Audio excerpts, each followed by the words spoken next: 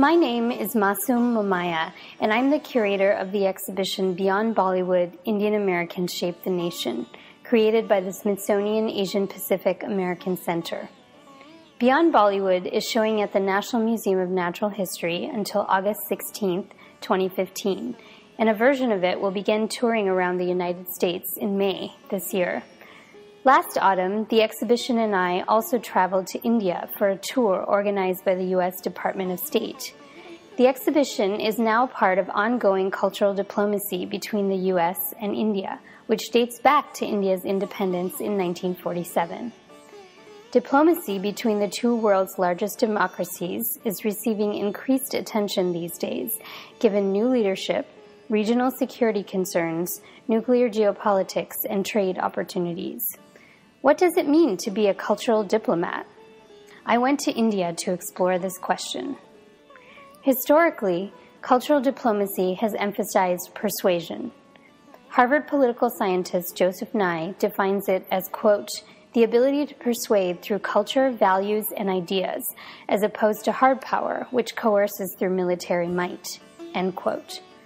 Some say that cultural diplomacy dates back to the 7th and 8th centuries when China sent its porcelain to Europe. Jazz tours were part of cultural diplomacy sponsored by the CIA in the 1950s.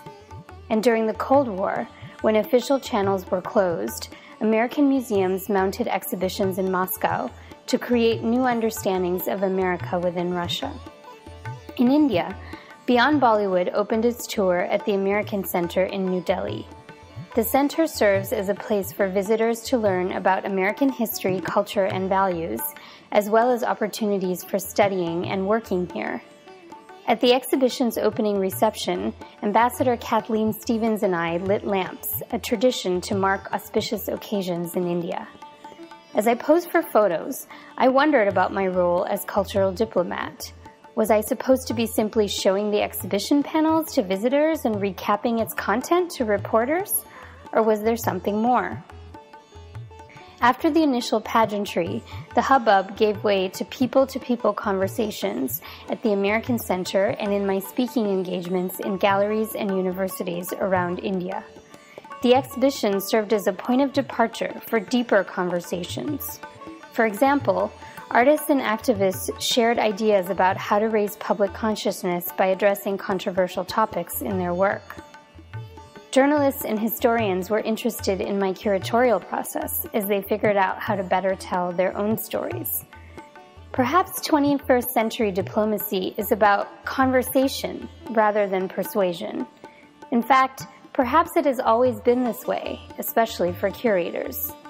With each engagement during the tour, it occurred to me that curators have long been cultural diplomats, even from our offices.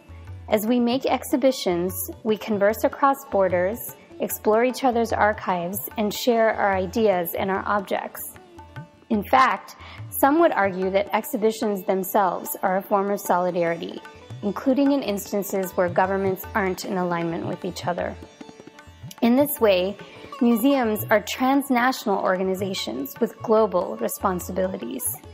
Individuals in India confided in me that they came to see the exhibition because, although they take issue with U.S. government policies and assumed many cultural programs to be propaganda, they see the Smithsonian as neutral and scholarly.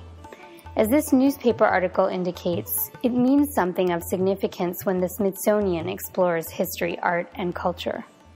Although we certainly aim to be scholarly, the Smithsonian still has subjectivity. We are charged with national expressions of identity and work daily to make these expressions more inclusive. Abroad, this takes on a different tenor. The Smithsonian is a physical manifestation of America, similar to the way that material objects are stand-ins for persons who they are biographically connected to. This is not to say that the public receives our work without skepticism.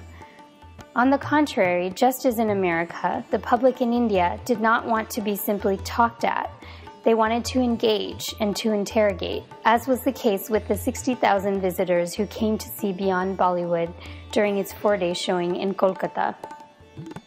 Diplomacy usually occurs between nations, but more than ever in the 21st century, people, ideas, and cultures are transnational and they transcend state interests. As people who work at the intersection of the textual and the visual, and the material and the conceptual, and who are often forced to make categories and coherence out of complexities, curators are and have long been cultural diplomats. I learned this by taking Beyond Bollywood to India.